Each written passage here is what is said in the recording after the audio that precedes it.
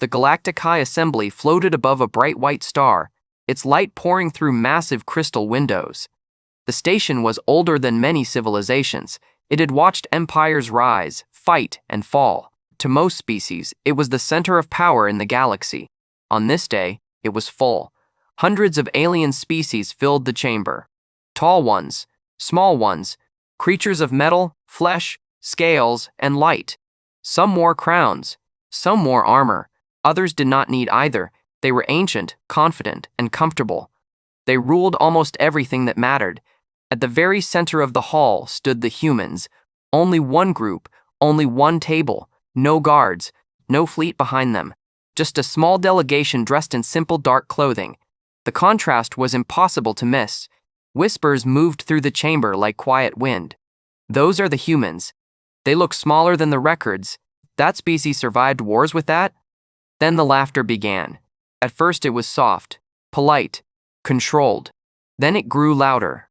An avian counselor tilted his head and spoke calmly, his voice amplified across the hall. Let us be honest. Humanity is disappointing. Several leaders nodded. A massive insectoid general tapped his claws on the floor. Their space fleets are outdated. Their technology relies on brute force instead of elegance. Another voice followed, smooth and cold. Too emotional, too divided. They fight each other more than they fight enemies. Holographic screens appeared above the chamber. Records played in silence. Human ships destroyed. Colonies burning. Evacuation signals cut short. A list scrolled slowly. Lost wars. Lost allies. Lost territory. The chamber watched like judges reviewing a failed experiment. A reptilian commander leaned back in his seat and laughed openly. They call their worlds death worlds and act proud. Yet they die so easily. Laughter rolled through the hall again. One commander stood and raised a glass-like limb. Humans build machines to feel strong. Big engines, loud weapons. It helps them forget how weak they really are. The room erupted. Even some neutral observers smiled. The humans did not. They stood quietly, hands folded, faces still. No one spoke for them. When the laughter finally faded, the central platform lowered. The symbol of the council authority glowed bright red. The decision had already been made. The High Arbiter spoke, voice flat and official. By unanimous agreement, the council declares the following. The hall went silent. Humanity will no longer be protected under galactic law. A pause.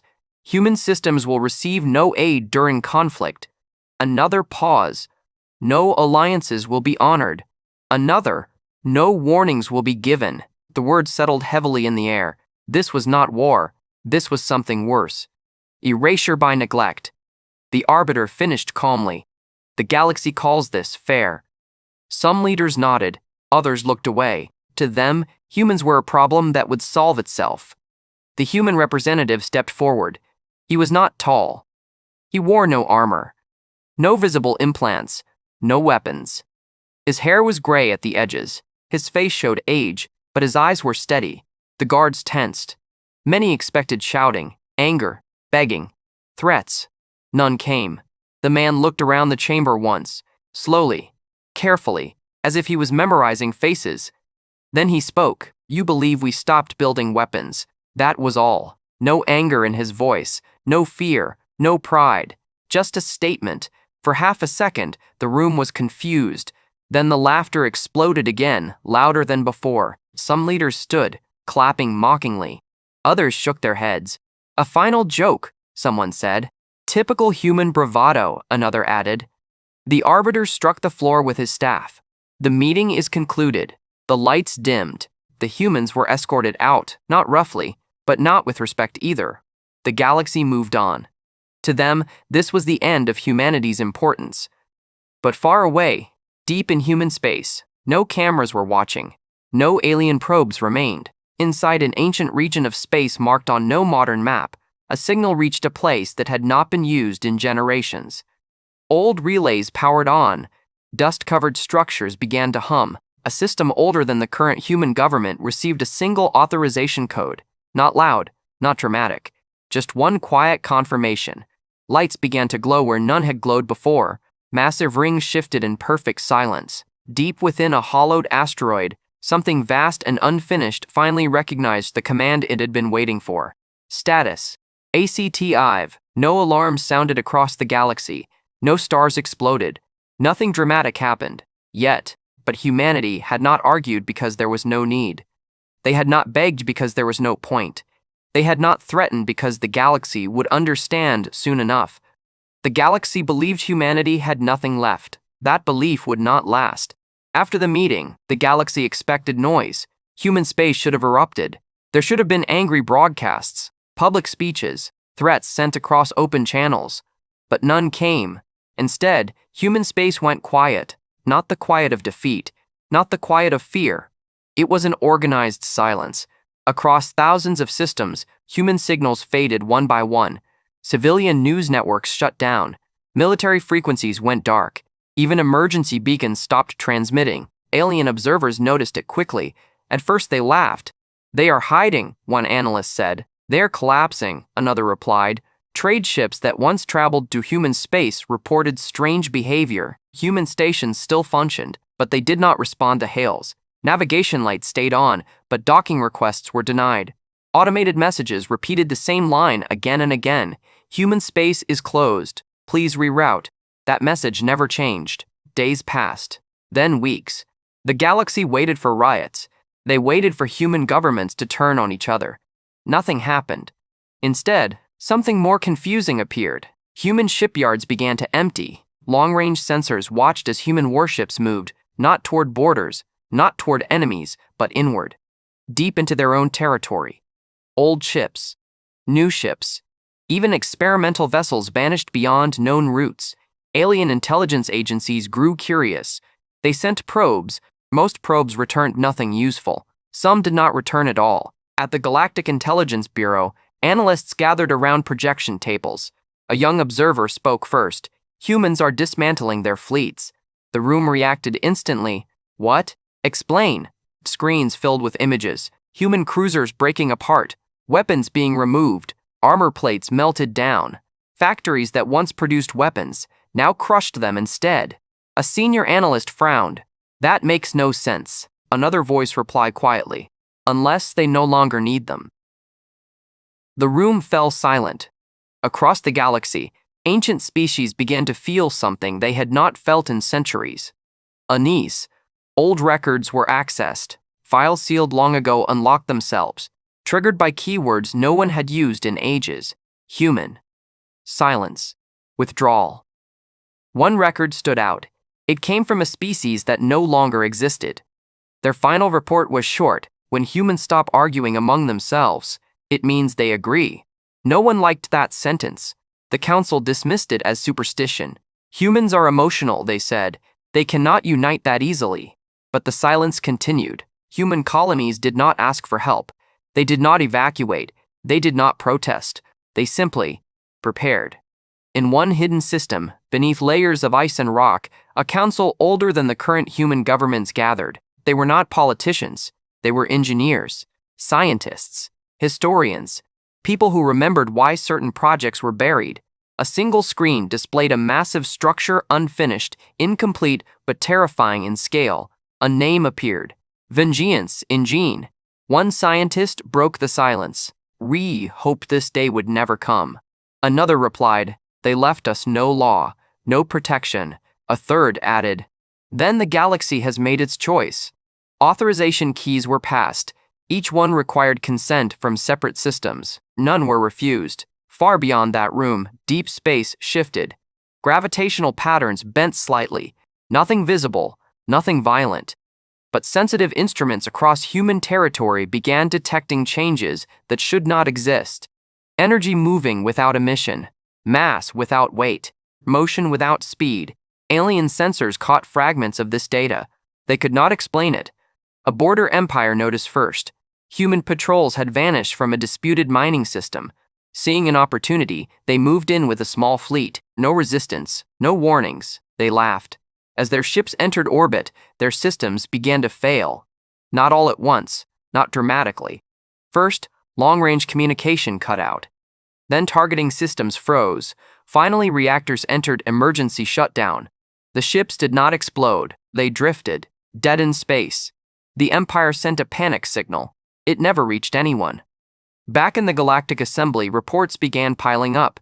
Human space was not collapsing, it was sealing itself, and something inside it was growing. The laughter from before felt distant now, uncomfortable. A counselor whispered, "What if they were telling the truth?" No one answered, because deep down, they already feared the answer. And somewhere in the dark, something ancient continued to wake slowly, carefully, exactly as it was designed to. The galaxy had stripped humanity of protection. Humanity responded with silence, and silence, the galaxy would soon learn, was not surrender. At first, the galaxy tried to explain it away.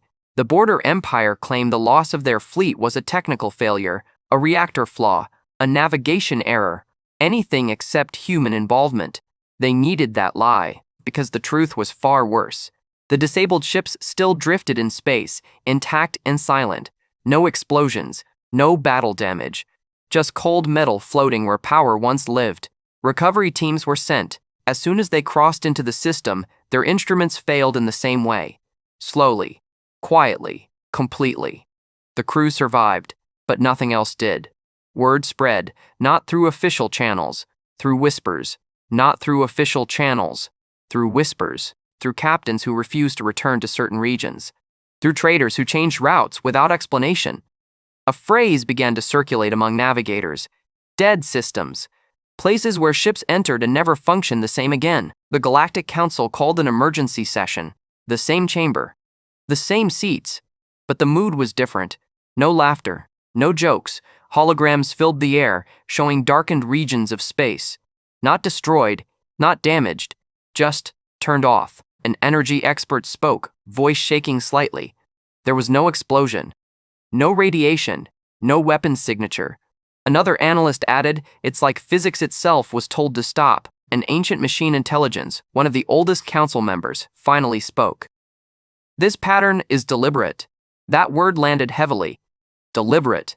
The council demanded answers. Human space remained silent.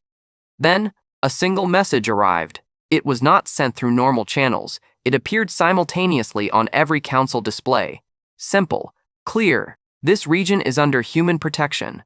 Nothing more. No threats. No demands. The council froze. One leader slammed a claw against his seat. Protection? They were stripped of protection. Another replied quietly. Apparently, they decided to protect themselves. Before the argument could continue, alarms rang across multiple systems. Not attacks, withdrawals. Human-civilian traffic was vanishing. Trade routes closed permanently. Navigation beacons shut down. The galaxy realized something too late. Humans were not reacting. They were executing a plan. In a neutral system near the galactic core, a research station detected a massive anomaly. Space folded inward, not violently, smoothly. A structure appeared, not a ship, not a station, a ring, thousands of kilometers wide, dark metal. No markings, no visible weapons. At its center, a dim core pulsed slowly. The station's commander sent a cautious message. "This is neutral space. Identify yourself." The reply came instantly. "This system is now restricted." The commander laughed nervously. "By what authority?" There was a pause, then the answer. "By survival." Before he could respond, every system on the station shut down. Life support remained, nothing else. The ring did not fire, it did not chase, it simply existed. The galaxy watched in horror. This was not conquest. This was control. Ancient records were pulled again, deeper this time. Not public history, not military files. Extinction logs. One civilization stood out, a species erased long before the current galactic order. Their final archived message played in the council chamber. "We mocked the humans because they fought with anger. We did not understand their patience." The message ended abruptly. No explanation, no conclusion. Fear spread. A senior counselor whispered, "What is this thing?" An answer came from an unexpected source. A human scientist speaking through a secure channel. Calm. Tired. "You called it a weapon?" he said. "It is not." The council demanded clarification. He continued, "It does not destroy stars. It does not kill populations. It removes permission." Confusion spread across the chamber. "Permission for what?" someone asked. "For energy," the human replied. "For movement. For war." Silence followed. The scientist finished quietly. You laughed because we built machines to feel strong. You were wrong. We built this because one day the galaxy would decide we were not allowed to exist. The channel closed. The ring remained. The dark system stayed dark, and for the first time in galactic history, empires realized something terrifying. Humanity was not fighting them.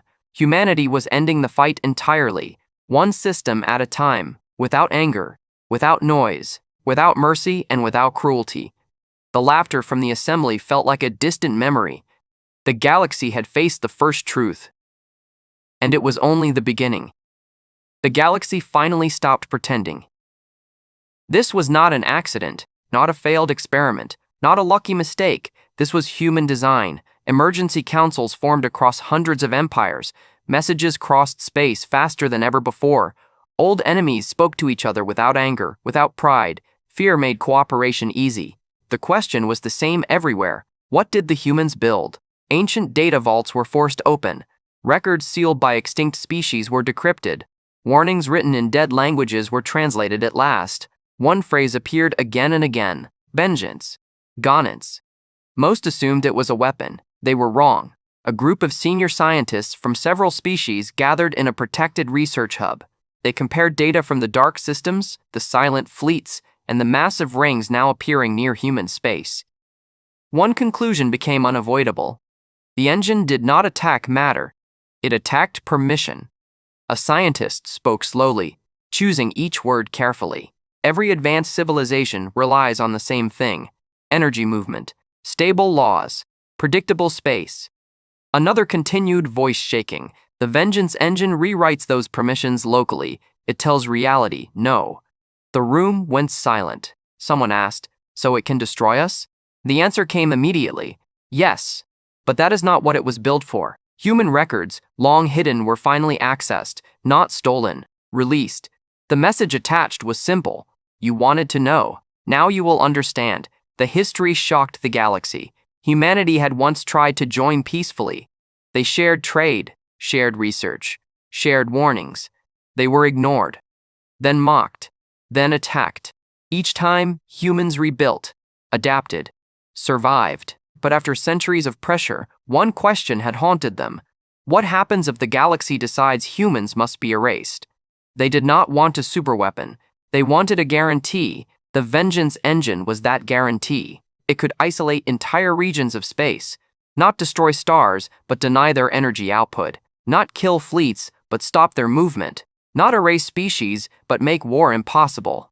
A human engineer explained it best in one released recording: when you take away fire, even gods must sit in the dark. Across the galaxy, fleets powered down voluntarily. Commanders no longer trusted their own reactors. Supply lines were rerouted again and again, trying to avoid regions marked only by one symbol. A simple human mark, a closed circle. Where that symbol appeared, nothing worked the same. More rings appeared, always silent, always calm, always massive. They did not surround planets, they surrounded choices. In one empire, a general demanded an attack on the nearest ring. The fleet never returned. Not destroyed, just lost. They were found months later, drifting far from where they started, systems intact but unusable. Crews alive, weapons untouched. The message was clear: you can exist. You just cannot fight. Fear turned into panic. For the first time, ancient empires faced a truth they had avoided for millennia. They were not prepared to live without war. The Galactic High Assembly reconvened. The same hall, the same star outside. But the seats felt smaller now. The laughter was gone. A counselor spoke quietly. We made a mistake. No one argued. Another asked, can it be stopped? An elder intelligence answered, no. Once active, it does not require command. It enforces a condition. Another voice whispered, then why hasn't humanity ended us already? That question hung in the air, and the answer came soon. A human transmission opened, public, clear, impossible to block. A human leader appeared. No armor, no throne, no symbols of power, just a tired face and steady eyes. We did not build the vengeance engine to rule you, he said. We built it because you laugh when you feel safe. The image shifted to show dark systems, silent fleets, rings floating like patient guards.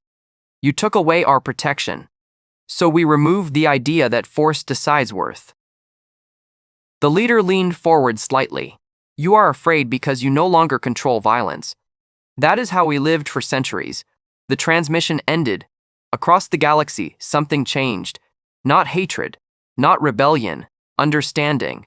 Humanity had not created a weapon of anger. They had created a weapon of refusal, and now the galaxy faced a future where mocking humans was no longer dangerous. It was meaningless, because the vengeance engine did not seek revenge, it sought balance, and it would not turn off easily. The galaxy did something it had not done in thousands of years. It asked, not demanded, not threatened, not negotiated from strength. It asked. One by one, messages were sent toward human space, not military channels, not secret lines. Open broadcasts, visible to everyone. Apologies came first.